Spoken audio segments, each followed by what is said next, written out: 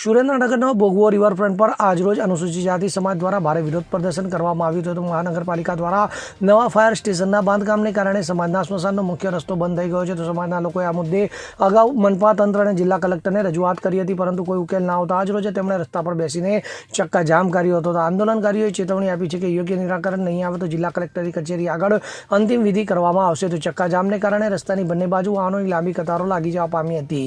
તો ટ્રાફિક જામની સ્થિતિ સર્જાતા સુરેન્દ્રનગર પોલીસ તાત્કાલિક ઘટના સ્થળે દોડી આવી હતી. તો પોલીસે આંદોલનકારીઓને સમજાવવાનો પ્રયાસ કર્યો હતો.